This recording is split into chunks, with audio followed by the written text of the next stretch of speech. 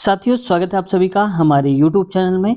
आज हम लेकर के आए हैं जो लगातार सीरीज चला रहे हैं ग्रुप डी की, उसका पार्ट नंबर 9 है और इससे पहले 8 पार्ट्स हो चुके हैं। अगर आपने नहीं देखा तो प्लेलिस्ट हमने बना दिया है रेलवे ग्रुप डी पिछला पेपर 2022 के नाम से, क्योंकि 2022 जो कि लेटेस्ट में ग्रुप डी के पेपर हुए थे उसका हम सॉल्यूशन करवा रहे हैं और चित्रों के माध्यम से भी हम समझेंगे। साथ ही करंट अफेयर अगर आएगा तो अपडेट करके उसको 25 के हिसाब से क्वेश्चन को समझेंगे, ताकि साथ ही साथ आपकी करंट अफेयर भी तैयार होती जाएगी। मैथ के क्वेश्चन को ट्रिकी वे से समझेंगे, कैसे हम ऑप्शन देखकर क्वेश्चन को करते हैं, कब हम ऑप्शन का यूज करते हैं और कब कम से कम समय में हम यूनिट डिजिट को देखते हैं। इन सब चीजों के बारे में भी साथ ही जानेंगे।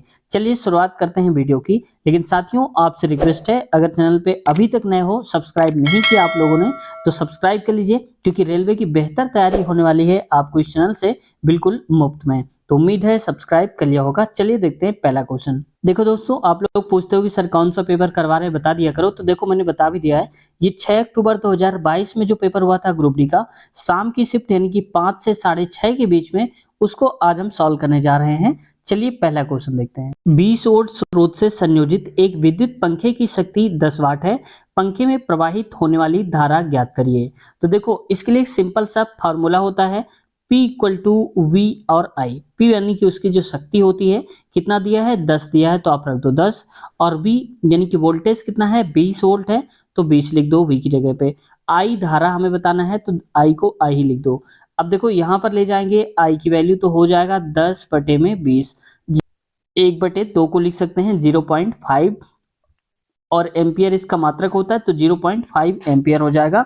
ऑप्शन नंबर पहले में लिखा गया है। अगला question, A B P D का क्षेत्रफल ज्ञात करें। यदि ए बी बराबर डी सी है 4 सेंटीमीटर और ए डी बराबर बी सी जो कि 2.5 यानी कि 2.5 मीटर है और पी सी की वैल्यू 1 मीटर है, तो पहले तो देखो क्षेत्रफल किसका बताना है, A P P D. A P P D का मतलब हो गया कि देखो, यहां से ए बी पी डी, तो ए बी पी और डी इतने का हमें क्षेत्रफल बताना है, इतने का।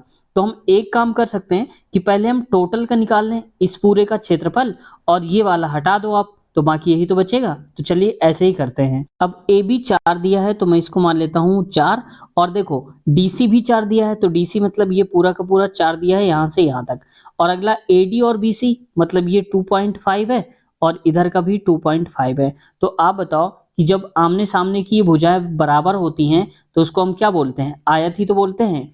और आयत का क्षेत्रफल क्या होता है, लंबाई गुणे में चौड़ाई। तो बस यही फार्मूला हमें लगा देना है।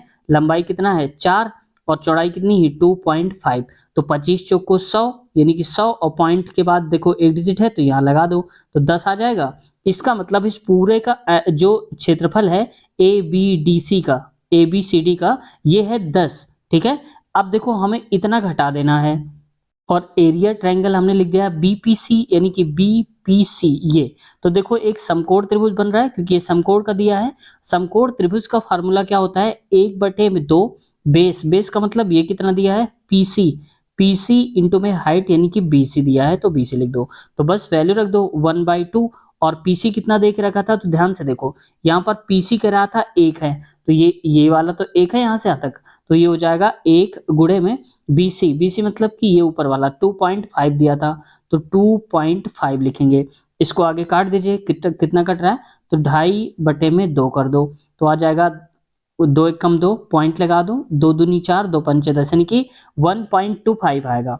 तो इतना एरिया तो हमें पता चल गया 1.25, तो इतना हटा दो 10 में से, तो हम कहेंगे 10.0 लिख दो क्योंकि पॉइंट लिखा हुआ है, और यहाँ पर लिखेंगे 1.25, 100 लिख दो। तो यहाँ पर कितना आ जाएगा 175, और यहाँ पर 9 में से 1 गया तो 8 यानी कि 8.75 आएगा, जो कि ऑप्शन पहले में ही देके रखा गया है 8.75। उस त्रिक का चयन कीजिए जो नीचे दिए गए दो त्रिकों के समान पैटर्न का पालन करता है। यानी कि जैसे इनको लिखा गया है इनको, वैसे ही इनमें से बताना है। तो दोनों त्रिक समान पैटर्न का पालन करते हैं, यानी कि इनके ही जैसा यहाँ पर कौन से ऑप्शन में लिखा गया है। तो पहले तो मैं इसको आसान बनाने के लिए ABCD लिख देता हूँ। ठीक है, मैंने लिख दिया। अब देखो L के बाद हम पहले लेटर को देखते हैं। L के बाद आया है H, तो L कहाँ पर लिखा है, ये लिखा है। और L के पीछे की तरफ अगर हम चलेंगे यहाँ पर 4 छोड़ करके, तो क्या आ जाएगा, H आ जाएगा। यानी माफ कीजिएगा 3 छोड़ करके, देखो L है, L के पीछे की तरफ 3 छोड़ दो तो क्या आ जाएगा, H आ जाएगा। वहीं से H के बाद D आया है, तो H के बाद D कैसे आया होगा, 1 2 3, यहाँ पीछे 3 छोड़ दो तो देखो D आ गया है। मतलब हम पीछे की तरफ बैक चल रहे हैं 3-3 का गैप करके। इसमें भी अगर मैच करना चाहो तो कर सकते हो। WS, तो पहले देखो W से S हुआ तो W ये लिखा है और 3 का गैप कर दो ये वाला पीछे की तरफ चलने पर तो S आ गया है। ये बात तो समझ में आ गई कि 3-3 का गैप हो रहा है पीछे की तरफ। अब वैसे ही बाकी सब में भी देखो यहाँ पर टी के बाद एस क्यू, देखो टी के बाद क्यू लिखा है तो टी ये है, इसके बाद क्यू, ये तो केवल दो ही का गैप है ना, टी क्यू के बीच में देखो एस आर दो ही का गैप है, ये गलत हो गया, हमें 3 का गैप चाहिए जैसे इनमें था। यू क्यू कहाँ पर लिखा हुआ है तो देखो यू ये लिखा है, क्यू ये लिखा है, यानी कि 3 का गैप है, लेकिन आगे भी तो मैच करना है। क्यू के बाद एम देखो तो ये क्यू है, इसके बाद 3 का गैप करेंगे पीछे तो एम आ रहा है, इसका मतलब ये काफी हद तक सही है। अब चाहो तो एसओ को कर लो या बाकी को हम पहले चेक कर लेते हैं। जेड ओ देखो, जेड ये दिया है और ओ कहाँ दिया है, ये इतनी दूर दिया है तो ये तो पहले ही गलत हो गया। एस के बाद एक्स दिया है तो देखो एस ये लिखा हुआ है और एक्स लिखा है इधर, यानी कि इधर की तरफ 4 बढ़ रहे हैं, हम उल्टा चल रहे हैं जबकि हमें पीछे चलना है, तो ये भी गलत हो गया, ये भी गलत, बचा क्या हमारे पास, केवल दूसरा ही वाला बचा, जो कि करेक्ट आंसर हमारा हो जाएगा दूसरा वाला।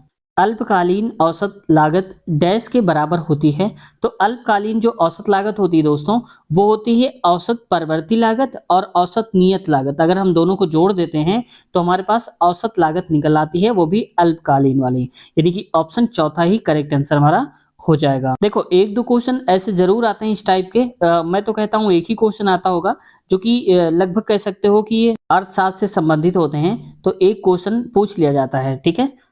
अगर नहीं भी आ रहा आपको एक क्वेश्चन तो घबराने की आवश्यकता नहीं है, क्योंकि कितना सारा सिलेबस आप पढ़ोगे एक क्वेश्चन के चक्कर में, तो अगर आपके पास टाइम है तो ही आप पढ़ना, बाकी इस क्वेश्चन को स्किप ही करना, ठीक है। लेकिन हाँ अब याद कर लो, अगर दोबारा कभी क्वेश्चन आ जाए तो आप सही करके ही आना। मेंडल के प्रयोगों में दो लक्षणों के बीच द्विसंकर संकरण के परिणाम स्वरूप प्राप्त अनुपात कितना होता है, तो देखो ये अनुपात हमेशा याद रखना आप, 9:3:3 और 1 होता है, याद रखना 93:31 याद रखना, मैं तो कहता हूँ जैसा भी आप 9 3 3 और 1 ऐसे करके याद रखना, ठीक है। आगे चलिए देख लेते हैं इसका आंसर, पहला चौथा ही है जो कि करेक्ट है, ठीक है। आगे बढ़ते हैं, अगला 1 9 22 32 47 क्वेश्चन मार्क है, 76 90 109, तो यहाँ पर फिल करना है कि क्या आएगा। तो देखो जब कभी ऐसी बड़ी सीरीज दिखे, जैसे देखो 1 से 9 के बीच के कम अंतर है, फिर 9 से 22 में काफी ज्यादा अंतर है, फिर 9 से 22 से 32 में कम अंतर है, इसका मतलब है कि डबल डबल सीरीज बन रही होगी। डबल सीरीज का मतलब एक और 22 का, 22 और 47 का, 47 76 और इसका इससे बनेगा। देखो 1 और 22 के बीच में कितना अंतर है, 21 का, और 22 और 47 के बीच में 7 में से 2 गया 5 आएगा, और 4 में से 2 तो 25। अब देखो 47 76 के बीच के गैप निकालेंगे। अगला देख लो 76 109 लिखा हुआ है, तो ये तो देखो यहाँ पर 21 4 25 4 29 और 4 33, यानी कि 4 4 बढ़ा करके गैप किया गया है। अगर मैं कहूँ कि आगे कौन सा होगा तो 4 बढ़ाएंगे 37 का गैप होना चाहिए, यानी कि 37 जोड़ दो, एक ये 9 है, 9 और 32 के बीच में गैप हो जाएगा 23, यानी कि 23। अब देखो यहाँ पर 4 4 बढ़ा है, अगर ध्यान से देखोगे 21 4 25 29 ऐसे, तो इसमें भी अगर हम 4 बढ़ाएंगे तो अगले वाले में कितने गैप होना चाहिए, यानी कि 27 का गैप होना चाहिए। तो अगर हम 32 में 27 जोड़ देते हैं तो कितना हो जाएगा, जरा देखो 32, तो ये 7 2 9 3 2 5, यानी कि 59 हो जाएगा। थोड़ी देर के लिए मान लेते हैं कि हम क्वेश्चन मार्क की जगह पे 59 लिख देंगे, ठीक है 59। अब देखो यहाँ पर 27 था, 27 4 31, तो अब 59 में 31 जोड़ने पर क्या 90 आ रहा है, तो देखो 59 में से 31 आप जोड़ दो तो 10 5 3 8 1 9, यानी कि 90 आ रहा है, तो बिल्कुल सही है। इसका मतलब क्वेश्चन मार्क की जगह पर क्या जोड़ा जाना चाहिए, 27, ताकि 59 आ जाए, तो यहाँ पर क्वेश्चन मार्क जगह में 59 होगा, तो ऑप्शन इसका दूसरा वाला करेक्ट आंसर हो जाएगा। दी गई अभिक्रिया किसका उदाहरण है, तो देखो Na2CO3 और CaCl2 दिया है और CaCO3 हो गया है, तो यहाँ पर देखो तो CO3 और Na अलग हो गया, देखो CO यहाँ पर आ गया है, Na वहां पहुंच गया है। इसमें देखो कैल्शियम क्लोराइड तो CaCl2 लिखा है, तो Cl यहाँ आ गया है और Ca यहाँ आ गया है, इसका मतलब कि दोनों से अलग अलग एलिमेंट्स हो गए हैं, इसका मतलब द्विविस्थापन अभिक्रिया हो रही है, तो ऑप्शन इसका कौन सा सही हो जाएगा, पहला ही वाला करेक्ट आंसर हो जाएगा। और संयोजन अभिक्रिया कब होती है, जब ये दो एलिमेंट्स मिलकर के कोई एक बना रहे हो, तो ये होता है संयोजन अभिक्रिया, ठीक है।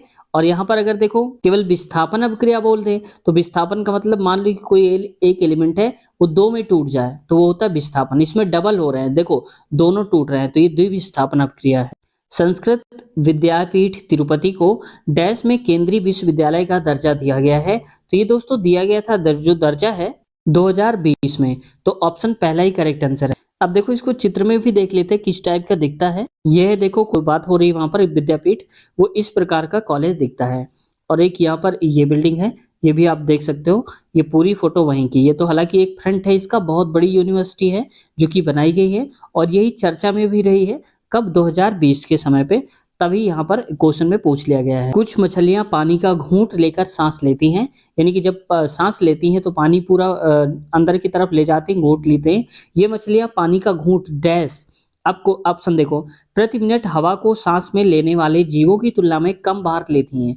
यानी कि जो हम लोग बिना पानी की सांस लेते हैं, यानी कि हवा में ही, खुली हवा में सांस लेते हैं, तो कह रहे हैं उनकी तुलना में कम बार सांस लेती हैं, ये कह रहा है। ठीक है, अगला कह रहे हैं कि प्रक्षुब्ध नदी में रहने पर बहुत देर देर में लेती हैं, ऐसा भी नहीं है, तो ये भी गलत है। भाई देखो खुली हवा में कोई सांस ले रहा है, उसके पास खुली हवा है, यानी कि टोटल वो ऑक्सीजन ले रहा है। दूसरा कोई चीज में घुली हुई ले रहा है, तो घुली हुई का मतलब क्या है कि वो ज्यादा पानी पिएगा तब थोड़ा सा ऑक्सीजन उससे निकलेगी, और यहाँ पर जब पूरा ऑक्सीजन ही भरा है तो थोड़ा थोड़ा भी लेता रहेगा। अगला देखो, प्रति मिनट हवा को सांस में लेने वाले जीवों की तुलना में अधिक बार लेती हैं, ये सही है, क्योंकि यहाँ पर कई बार मछलियां सांस लेती हैं पानी का, तभी धीरे धीरे करके ऑक्सीजन उनको मिलता है। जबकि कोई खुली हवा में है तो थोड़ा थोड़ा सांस लेगा तो ऑक्सीजन उसको मिलती रहेगी। पानी की सतह के पास होने पर बार बार लेती हैं, ऐसा बिल्कुल नहीं है, तो केवल ऑप्शन इसका सी वाला सही है। अच्छा आप लोग बताओ कि मछलियां जो होती हैं, मछलियों के हृदय में कितने कक्ष होते हैं, कितने चैम्बर्स होते हैं उनके हार्ट में, आप लोगों को बताना है। यदि नीचे दी गई संख्याओं को अवरोही क्रम में व्यवस्थित किया जाए, यानी कि जैसे भी ये लिखी है इनको अवरोही क्रम में लिखें, पहले बड़ा फिर छोटा फिर ऐसे करके, तो दाईं ओर से पांचवी, अगर इसको हम दायां मानते हैं, इधर की तरफ चलेंगे तो दायां है, और बाईं ओर से चौथी संख्या के बीच का अंतर कितना हो जाएगा ये बताना है। तो सबसे पहले तो एक काम करो आप कि यहाँ पर अवरोही क्रम में लिखते हैं, तो सबसे बड़ा नंबर लिखो। ठीक है, तो हमने इनको अवरोही क्रम में लिख दिया है। ठीक है, अब इसके बाद कह रहा है यहाँ से देखो दाईं ओर से पांचवा, तो पांचवा मतलब 1 2 3 4 5, ये वाला पांचवा। और कह रहा है बाईं ओर से चौथी संख्या, तो बाईं ओर से चौथी मतलब 1 2 3 और 4, ये 266 के बीच का अंतर, तो बड़ा नंबर 266 और छोटा अंतर 217, तो दोनों का अंतर निकाल दो। तो 6 में से 7 नहीं जाएगा, तो 16 में से 7 गया तो आएगा 9। अब देखो हम ट्रिक से कैसे सॉल्व कर सकते हैं, यहाँ पर लास्ट में 9 आ रहा है, तो ये तो फिक्स हो गया कि आंसर में हमारा 9 होगा, तो ये और ये दोनों ही कट गए। अब इसके बाद देखो यहाँ पर 5 में से 1 गया तो आ जाएगा 4, यानी कि 49, तो 49 ही बचेगा। ऑप्शन यहाँ पर चौथा ही वाला करेक्ट आंसर हमारा हो जाएगा। तो उम्मीद है आप समझ गए होंगे इसको। नीचे दी गई प्रातीक श्रृंखला अध्ययन करें और पूछे गए प्रश्न का उत्तर दीजिए। देखो ये कुछ इस टाइप से सीरीज देख रखी है, और प्रश्न क्या है हमारा कि ऐसी कितनी संख्या हैं जिनके ठीक पहले एक अभाज्य संख्या है और ठीक बाद एक प्रतीक है। जैसे मान लो कि अभाज्य संख्या में थोड़ी देर के लिए मान लेता हूं कि 5 है, और उससे पहले ऐसी कितनी विषम संख्या हैं, विषम संख्या मान लो कि मैं ले लेता हूं कोई भी संख्या 9 मान लो, ऐसी एक विषम संख्या जिसके पहले कोई एक अभाज्य, जैसे यहाँ पर अभाज्य मैंने 5 मान लिया है, ठीक बाद में एक प्रतीक है, प्रतीक मतलब मान लो कि एट द रेट कोई चिन्ह है, जैसे प्रतिशत है, साइन है, कुछ भी मिलेगा तो इस टाइप में मिलना है। ठीक है, मैं एट द रेट मान लेता हूँ, यानी कि विषम संख्या होना चाहिए कब, और इसके आगे कोई एक अभाज्य संख्या होना चाहिए, पीछे कोई एक चिन्ह होना चाहिए। अब आगे देखते हैं, तो सबसे पहले आप विषम संख्या ढूंढो, तो विषम संख्या यहाँ पर ये 3 मिल गया हमको, 3 के आगे हमें चाहिए था वहां पर अभाज्य, जो कि एक अभाज्य नहीं दिया है, तो ये भी कट हो गया। अगला विषम संख्या देखो 7 है, 7 के आगे कोई नंबर चाहिए, पहली बात तो ये गलत हो गया। आगे देखो विषम संख्या फिर कौन सी मिलेगी, 5, तो 5 के आगे 8 है जो कि अभाज्य नहीं है। यहाँ पर देखो 3, 3 के आगे आ रहा है 5 जो कि अभाज्य है, और पीछे कोई साइन होना चाहिए था, तो ये दे के रखा है यहाँ से यहाँ तक आप देख सकते हो। और कोई अभाज्य संख्या देखते हैं, तो अभाज्य संख्या 5 है, लेकिन इसके पहले कोई नंबर नहीं है। यहाँ पर अभाज्य, इसके पहले भी कोई नंबर नहीं है, और ये भी नंबर नहीं यहाँ पर। और अभाज्य संख्या 2 है, 2 से पहले मान लो कि नंबर है, लेकिन सम है, हमें विषम नंबर चाहिए। यहाँ पर अभाज्य से पहले कुछ नहीं है, और यहाँ पर भी नहीं मिलेगा। यहाँ पर देखो 8 दिया है तो 8 हमारे पास विषम नहीं है, ये सम है, तो इसलिए यहाँ पर कोई नहीं होगा, केवल एक ही पेयर बनेगा दोस्तों। तो ऑप्शन कौन सा हो जाएगा, पहला ही वाला करेक्ट आंसर हो जाएगा। आगे बढ़ते हैं। 7xy plus 5yz minus 3zx और ऐसे करके दिया है, इनका योगफल बताना है। तो देखो योगफल के लिए हम सबसे पहले ये करते हैं, जैसे मान लो 7xy है तो हमें xy वाले जोड़ो पहले। xy कहाँ लिखा है, यहाँ पर xy एक ये लिखा है, xy ये लिखा है, तो देखो ये तो दोनों माइनस के हैं, -3xy तो कितने xy हो गए, माइनस के 5xy हो गए, ठीक है। और यहाँ पर कितने xy थे, 7xy थे, तो 7xy में से अगर ऐसे करोगे ना, 7xy में से 5xy चले गए तो कितने बचेंगे, 2 ही xy तो बचेंगे, तो मैं यहाँ पर लिख देता हूँ 2xy, ठीक है, यहाँ बचेगा। अगर आप स्मार्ट तरीके से सॉल्व करोगे ना तो यहीं से आपका सही उत्तर हो जाएगा। जैसे ऑप्शन में देखो 2xy कहाँ दिया है, प्लस का आ रहा है ना, तो प्लस का 2xy यहाँ नहीं है, माइनस है, यहाँ 2xy है ही नहीं, यहाँ नहीं है, सिर्फ इसमें प्लस का 2xy दिया है, और प्लस का 2xy हमारा आ भी रहा था, 7 में से 5, बस डायरेक्ट आप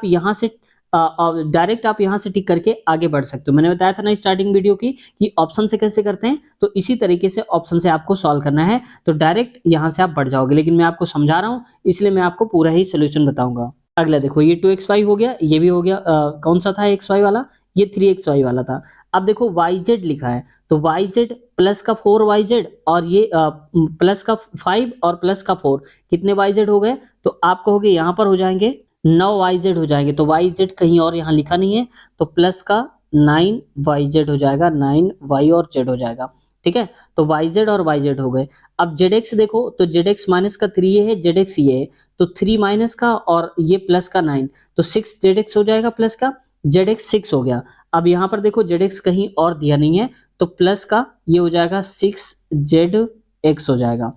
अब आगे देख लो, जो भी बच रहा है उसको आप सॉल्व कर लो। माइनस का 4y और यहाँ पर कहीं पर 4y दिया है, नहीं दिया, तो इसको माइनस का 4y ऐसे ही आप लिख लो। इनका क्रम आप उल्टा सीधा देख सकते हो, लेकिन यहाँ पर ऑप्शन के हिसाब से हम सेट कर देंगे तो भी आंसर ही सही आ जाएगा, ठीक है। तो कुछ इस प्रकार से बनेगा, जो कि ऑप्शन नंबर हमारा चौथे में ही लिखा हुआ है।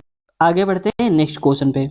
भारत की पहली मस्जिद चेरामन जुमा मस्जिद वर्ष 2021 में जीर्णोद्वार के बाद इसके पुनः स्थापन के कारण सुर्खियों में थी, यह इनमें से किस राज्य में है, तो ये दोस्तों केरल राज्य में थी, जो कि सुर्खियों में रही है। ऑप्शन दूसरा करेक्ट आंसर है। अब देखो ये क्वेश्चन आपसे नहीं पूछा जाएगा 2025 में, लेकिन 2025 में अगर कोई इमारतें जिस प्रकार से 21 में था, वैसे कोई इमारतें या कुछ हिस्टोरिकल प्लेस थोड़ा हाईलाइट होता है, तो उसके बारे में आप नजर बना के रखिएगा, पूछा जा सकता है 2025 में। A B C D E और एफ एक ही इमारत की 6 अलग अलग मंजिलों पर रहते हैं। इमारत की सबसे निचली मंजिल क्रमांक 1 है, उसके ऊपर की मंजिल 2 है, और इसी प्रकार से सबसे ऊपर मंजिल 6 है। जैसे देखो इस टाइप से कुछ मंजिल होगी, 1 नंबर, 2, 3, 4, 5 और 6 नंबर, इस प्रकार से बटे होंगे ये जो नंबर्स होंगे, ठीक है। जैसे मैं लिख भी देता हूँ 1 2 3 4 5 और ये 6। अब देखो यहाँ पर कंडीशन दे के रखी है, बी सी के ठीक नीचे वाली मंजिल पर रहता है, तो बी जो है वो सी के ठीक नीचे है। अगर मैं मान लेता हूं कि सी यहाँ पर है, तो उसके सी के नीचे कौन है, बी है। आप दूसरी तरह से भी कर सकते हो, लेकिन मैं मान के चलता हूं कि ऐसा होगा।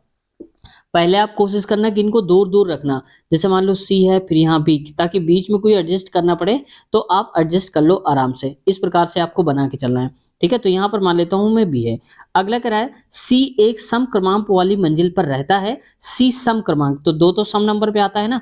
अब लेकिन सबसे ऊपरी मंजिल पर नहीं है, यानी कि ऊपर नहीं है, तो देखो ऊपर भी नहीं है और सम नंबर पे भी है, या तो सी यहाँ आ सकता था, यहाँ तो आएगा भी नहीं, हो सकता था यहाँ आता तो फिर भी यहाँ आ जाता, ऐसे करके बना सकते थे।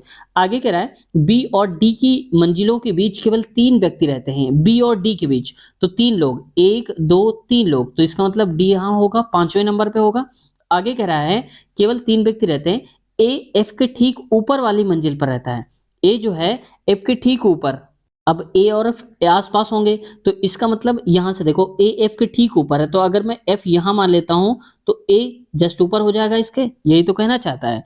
और आगे देखो अगर हम यहाँ एफ लिखते तो फिर आगे ना लिख पाते ना, क्योंकि यहाँ कुछ भी नहीं है, तो बचे हमारे पास कौन सा, ए हो गया, बी सी डी और ई बचा, तो ई को यहाँ पर कर दो, ठीक है। अब क्वेश्चन में कह रहा है मंजिल क्रमांक 4 पर कौन रहता है, तो 4 पे आप बताओ क्या रहता है, ए रहता है, तो बस ए कहाँ पर लिखा हुआ है, ऑप्शन यहाँ पर पहले नंबर पे लिखा है, बस ऑप्शन पहला ही करेक्ट आंसर है। दो संख्याओं x और y के लघुत्तम समापवर्त यानी कि एलसीएम और एचसीएफ क्रमशः 286 और 2 हैं, यानी कि एलसीएम 286 है और एचसीएफ है 2। तो यदि इन दोनों संख्याओं का योग 48 है तो 1/x प्लस 1/y का मान ज्ञात करिए। देखो मैंने एक बार आपको ट्रिक बताया था, अगर याद हो कि एलसीएम दिया हो कहीं पर और एचसीएफ दिया हो कहीं पर, ऐसे करके दिया हो और उनमें से दोनों संख्याओं का योग दिया हो यानी कि x प्लस वाई योग दिया हो, तो डायरेक्ट आपको क्या करना है, यहाँ पर जो भी योग होता है उसको लिख दो और नीचे एलसीएम गुणे में एचसीएफ कर दो, बस डायरेक्ट आपका आंसर आ जाएगा। यानी कि दोनों का योग अपान में एलसीएम इंटू एचसीएफ कर दो, आ जाएगा। यहाँ से आप देख लो, मैं करके भी दिखा देता हूँ। यहाँ पर दोनों का योग कितना दिया है, 48 दिया है और यहाँ पर एलसीएम है 286 और ये है 2। तो बस इसको काट दो, अगर कट रहा है तो 2 1 कम 2, 2 दूनी 4, 2 चौके 8। अब यहाँ 4 से काटो, 4 से क्या है, आप फिर से काट लो इसको, 2 से काट लो, 2 1 कम 2, 2 दूनी 4 और यहाँ पर 2 1 कम 2, 4 और 3, यानी कि आ जाएगा 12 बटे में 143 सही उत्तर हो जाएगा, जो कि ऑप्शन पहले में देके रखा गया है। अब देखो मैंने ये तो शॉर्टकट बताया, अब अगर बेसिक्स समझेंगे कि कैसे आया तो यहाँ से देखो, हमें पता है कि पहली संख्या गुणे दूसरी संख्या बराबर क्या होता है, एलसीएम गुणे में एचसीएफ, ये पढ़ा होगा आपने, ठीक है, नहीं पढ़ा तो आप नोट कर लीजिए। अब योग दिया है, पहली संख्या x प्लस दूसरी संख्या y, अब दोनों का योग 48 दिया है, तो इसको अगर हम सॉल्व करेंगे 1/x प्लस 1/y, तो क्या कहोगे आप, ये x प्लस का y और नीचे xy आ जाएगा। तो यही तो किया था हमने, x प्लस वाई कितना था 48 और एक्स वाई का मतलब एलसीएम एचसीएफ, तो एलसीएम एचसीएफ कितना था 286 और गुणे में 2, बस इसी को सॉल्व कर लिया हमने तो आंसर आ गया। अभी शहर ए से शहर बी की ओर जा रहा है। यदि रवि अपनी कार को अपनी सामान्य चाल की 2/3 चाल से चलाता है तो शहर बी 30 मिनट की देरी से पहुंचेगा, और यदि वह अपनी समान चाल से कार चलाता है तो उसे शहर ए से बी तक पहुंचने में कितना समय लगेगा। तो पहले देखो यहाँ पर चाल, अगर हम कहते हैं कि उसकी चाल हो गई है 2 और पहली रियल में कितनी थी 5, ये तो इनकी हो गई चाल। अब हमें पता है चाल का उल्टा क्या होता है, समय, तो समय अगर हमें निकालना है तो 5:2 हो जाएगा। इसका मतलब अगर वो 2 की चाल से चल रहा है तो 5 घंटे लगेंगे और अगर 5 की चाल से चल रहा है तो 2 घंटे लगेंगे। अब हमारे हिसाब से क्या हो रहा है दोस्तों कि समय का अंतर कितना आ रहा है, 5 और 2 यानी कि 3 का अंतर आ रहा है, और क्वेश्चन के हिसाब से आधे घंटे यानी कि 30 का अंतर आ रहा है, तो एक की वैल्यू हो जाएगी 10 के बराबर। अब एक की वैल्यू 10 के बराबर हो जाएगी तो 5 के हिसाब से अगर हम निकालेंगे वैल्यू समान चाल से चलने पर, तो 5 गुणे में 10 यानी कि हो जाएगा कितना 50 मिनट लेगा, और इधर अगर चल रहा होगा तो 10 यानी कि 20 हो जाएगा। तो देखो सामान्य चाल से अगर चलेगा यानी कि 5 के हिसाब से तो 20 मिनट में पहुंचेगा, और अगर 2 की चाल से चलेगा तो इसका मतलब 50 मिनट में पहुंचेगा। पूछा क्या था कि यदि उसे समान चाल से चलाता है, तो समान चाल से चलाने का मतलब क्या है कि वो चला रहा है इस चाल से, 5 के हिसाब से चला रहा है, समान चाल है, और 5 के हिसाब से चलाने पर उसको 20 मिनट लगेंगे, जो कि ऑप्शन हमारा पहला ही करेक्ट है। आगे बढ़ते हैं नेक्स्ट क्वेश्चन पे। 7 व्यक्ति ए सी जी के एम आर और उत्तर की ओर मुंह करके बैठे हैं एक सीधी पंक्ति में। ए के बाईं ओर उतने ही व्यक्ति हैं जितने की ए के दाईं ओर। इसका मतलब कि जैसा जैसा बोल रहा है हम वैसा ही करेंगे। टोटल कितने लोग हैं, 7 लोग, तो ये उत्तर की तरफ मुंह, मतलब मान लेता हूं थोड़ी देर के लिए इन सबका मुंह इधर की तरफ होगा। तो 7 लोग हैं, तो 1 2 3 4 5 6 और ये 7 लोग हो गए। अब इन 7 लोगों में से देखो ए के बाईं ओर उतने ही लोग हैं जितने ए के दाईं ओर, इसका मतलब ए बीचों बीच बैठा होगा। अगर ए यहाँ है तो इसके दाईं ओर 3 लोग हैं, बाईं ओर 3 लोग हैं, ये बात फिक्स हो गई।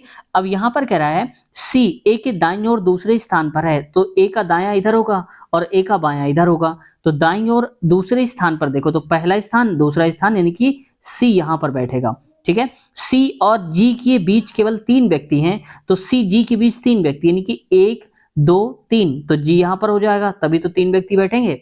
अब आगे देखो कह रहा है कि जी के ठीक बगल में नहीं बैठा है, यानी कि के ना तो यहां बैठा है और ना ही यहां बैठा है, तो कहां पर बैठा होगा, या तो यहां बैठा होगा या तो यहां बैठेगा, इन दोनों स्थानों पर नहीं बैठेगा, ठीक है। अब लेकिन यहां कह रहा है एम जो है के दाईं ओर दूसरे स्थान पर बैठा है, इसका मतलब हम कहेंगे अगर के यहां पर होगा तभी तो इसका दायां इधर होगा, अगर के यहां बैठा देंगे तो इसका दायां तो आगे हो ही नहीं पाएगा ना कुछ, तो इसलिए यहां पर के आएगा, और के जो एम है वो दूसरे स्थान पर है दाहिने पर 1 2, यानी कि यहां पर आ जाएगा एम। आगे देखो आर पंक्ति के किसी भी सिरे पर नहीं बैठा, तो ना तो यहाँ बैठा ना यहाँ, तो इसका मतलब आर यहाँ पर बैठा होगा। बस एक जो बच रहा है उसको कर दो। और क्वेश्चन में क्या पूछा है, वी और आर के बीच कितने व्यक्ति हैं, तो वी बच रहा है यहाँ पर, क्योंकि 1 2 3 4 5 6 और 7 लोग होंगे जाएंगे, तो वी यहाँ बैठा दो। तो वी और आर के बीच कितने लोग हैं, एक ही लोग तो है जी, यानी कि एक लोग, यानी कि ऑप्शन हमारा माफ कीजिएगा चौथा वाला करेक्ट आंसर होगा। आगे बढ़ते हैं नेक्स्ट क्वेश्चन की तरफ। रेडॉक्स अपक्रिया वह अपक्रिया है जिसमें डैश होता है। तो देखो ऑक्सीकरण और अपचयन एक साथ होता है, उसको हम रेडॉक्स अपक्रिया बोलते हैं, यानी कि उपचयन और अपचयन दोनों होता है, उसको हम बोलते हैं। देखो ऑक्सीकरण को बोलते हैं उपचयन और अपचयन बोलते हैं उसको, दोनों प्रक्रियाएं, तो रेडॉक्स कहलाएगा। पहला ही सही उत्तर हमारा हो जाएगा। अब देखो बात आती है कि रेडॉक्स अपक्रिया में यानी कि ऑक्सीकरण और अपचयन क्या होता है, तो चाहे तो आप इसको ऑक्सीकरण कह दो या उपचयन कह दो। ऑक्सीकरण का मतलब होता है कि ऑक्सीजन जिसमें से जुड़ रहा होगा वो होगा ऑक्सीकरण, और हाइड्रोजन बाहर निकलना चाहिए, यानी कि हाइड्रोजन की कमी हो रही हो और ऑक्सीजन की बढ़त हो रही हो। जैसे मान लो कि एग्जांपल में देखिए बताता हूँ, इसको हटा देता हूँ। जैसे यहाँ पर लिखा हुआ है एग्जांपल में सी, चलो इसी को ले लो O2 और प्लस इससे पहले सी ले लो, कार्बन प्लस ऑक्सीजन दोनों मिला के क्या बनाएगा CO2। इसका मतलब क्या हो गया कि ऑक्सीजन इसमें से जुड़ रहा है, और अगर जुड़ रहा है तो ये क्या हो जाएगा, ऑक्सीकरण अभिक्रिया हो जाएगी। लेकिन यहाँ पर अपचयन अगर देखोगे तो अपचयन में इसका उल्टा हो जाएगा, ऑक्सीजन कम हो रहा होगा यानी कि कम हो जाएगा, और हाइड्रोजन यहाँ पर जुड़ जाएगा। जैसे कॉपर ऑक्साइड Cu कर लो इसको, प्लस H2 यानी कि हाइड्रोजन हो जाएगा, गिब्स आगे क्या हो जाएगा, कॉपर प्लस H2O बन जाएगा। ये देखो, तो यहाँ पर देखो हाइड्रोजन क्या हो गया, इसमें से बढ़ गया, और इसमें से जो ऑक्सीजन की मात्रा थी वो क्या हो गई, यहाँ आगे आ गई, तो यही हो जाएगा अपचयन अपक्रिया। तो बस दोनों ही सही उत्तर में से पहला वाला करेक्ट हो जाएगा। एक निश्चित कूट भाषा में MON केस को LMMIR और प्राइस को OPHAD लिखा जाता है, तो उसी कूट भाषा में फ्रॉक को हम किस प्रकार से लिखेंगे ये बताना है। तो देखो पहले तो यहाँ पर लिखा है MONKS, तो यहाँ पर देखो LM पीछे की तरफ हम आ रहे हैं, M से पीछे की तरफ गए तो L मिला। वैसे देखो PR तो O से पीछे की तरफ आ रहे हैं तो P मिल रहा है, तो वैसे ही कह रहा है कि हमें फ्रॉक बताना है, FROCK फ्रॉक का बताना है। तो यहाँ से देखो F जो लिखा होगा दोस्तों, इसका मतलब है कि F के पहले लेटर क्या आएगा, E आएगा, तो यहाँ पर हो जाएगा E। अब देखो R सेकंड वाला देखो, O के बाद M आया है, तो अब M से उल्टा चलेंगे पीछे की तरफ, M के बाद N का गैप करके O आ जाएगा। वैसे यहाँ पर देखो जैसे दिखा PQR, तो R से पीछे चलेंगे यानी कि P आ जाएगा यहाँ पर, ठीक है, तो EP आएगा स्टार्टिंग में, तो EP सिर्फ ऑप्शन पहले में दिया है, यहाँ से आप डायरेक्ट टिक करके आगे बढ़ सकते हो, लेकिन समझा रहा हूँ इसलिए मैं आपको पूरा ही बताने की कोशिश कर रहा हूँ। वहीं पर देखो अगला वाला M को लिखा गया है N, तो MN एक साथ उसके जस्ट पीछे वाला लिख दिया गया है। तो वहीं पर देखो यहाँ पर लिखा है O के पहले क्या आएगा N, तो NO हो जाएगा, ठीक है। EPN आगे भी आप मैच कर सकते हो, EPN लिखा है, तो ऑप्शन पहला ही करेक्ट आंसर हमारा हो जाएगा, यहाँ से आप देख सकते हो। निम्न में से वह कौन सी एकमात्र नदी है जो राजस्थान के पश्चिमी घाट में बहती है, तो ये दोस्तों जो नदी है ये है, इसका नाम है लूनी, यानी कि ऑप्शन पहला ही करेक्ट आंसर है। ये लूनी नदी कुल 2 राज्यों में बहती है, राजस्थान से निकलती है, राजस्थान से निकलकर गुजरात में, यानी कि राजस्थान और गुजरात 2 राज्यों में होकर के जाती है नदी, तो ऑप्शन पहला ही करेक्ट आंसर हो जाएगा। आप चित्रों में यहाँ पर देख पा रहे होंगे। एक त्रिभुज की 2 भुजाओं की लंबाइयां 24 सेंटीमीटर और 26 सेंटीमीटर हैं, निम्न में से क्या इसकी तीसरी भुजा की माप हो सकती है, यानी कि 2 तो दे के रखा है 24 और एक 26 दिया है, इन दोनों में से अगली वाली बताना है। तो अगर हम ध्यान से देखें तो हमें पता होता है कि कोई भी 2 भुजाओं का योग होता है तीसरी वाली भुजा से बड़ा ही हमेशा होता है, तो इसका मतलब इन दोनों को आप जोड़ लो तो 6 4 10 और 2 दूनी 4 1 5 यानी कि 50 आ गया, तो जो भी हमारा आंसर आएगा वो हमेशा क्या हो जाएगा, इससे छोटा हो जाएगा। भैया 2 भुजाओं का योग ज्यादा होगा ना अगली वाली संख्या से, तो अगली संख्या जो x है वो 50 से छोटी ही तो होगी। तो देखो 54 जो कि ज्यादा है, 55 भी ज्यादा है और 52 भी ज्यादा है, केवल 48 ही है जो कि 50 से कम है, इसलिए ऑप्शन पहला ही हो जाएगा। नेक्स्ट क्वेश्चन पे बढ़ते हैं आगे। निम्नलिखित में से किस त्योहार को पीरला पांडुआ के नाम से भी जाना जाता है, तो ये दोस्तों एक त्योहार होता है मुहर्रम, तो मुहर्रम को हम पीरला पांडुआ नाम से भी जानते हैं, ठीक है। अब ये जो मुहर्रम मनाया जाता है ये एक शोक की घड़ी कह सकते हो आप, शोक का त्योहार होता है, क्योंकि जो पैगंबर हजरत मोहम्मद साहब थे, इस्लाम धर्म के जो संस्थापक थे, इनके पोते की मृत्यु हो गई थी, ठीक है। मतलब माना जाता है कि वो शहीद हो गए थे और उन्हीं की याद में ये मनाया जाता है मुहर्रम। ठीक है, मुहर्रम लगभग बकरीद के और मुहर्रम के बीच का अंतर 20 दिन के आसपास होता है। तो आप लोग बताओ जरा कि पहले मुहर्रम होता है या फिर बकरीद होता है। ठीक है, देखते हैं कितने लोगों को पता है। 677 एनसीसी कैडेट एक परेड में भाग लेना चाहते थे।